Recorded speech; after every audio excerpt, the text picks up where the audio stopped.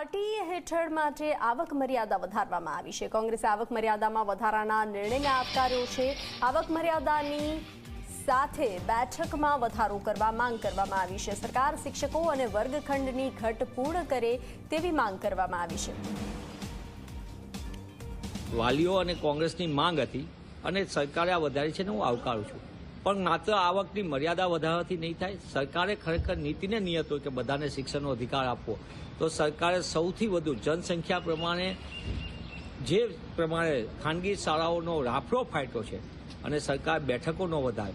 એક તરફ આવકની મર્યાદા વધારવાથી મોટા પાયે લોકો એટલે ગુજરાતમાં લગભગ 65% કરતાં વધુ જનસંખ્યા પરિવારો એ પોતે આ આવકના માપદંડના આધારે પ્રવેશ માટે એલિજિબલ થશે। અને બીજી બાજુ બેઠકોની સંખ્યા મર્યાદિત, તો સરકારે સૌથી મોટો નિર્ણય કરવાની જરૂર છે। આવકની માપદંડ વધ્યા છે, સાથે સાથે બેઠકોની સંખ્યામાં જો ઉમેરો કરે તો જ વિદ્યાર્થીઓને શિક્ષણનો અધિકાર મળશે।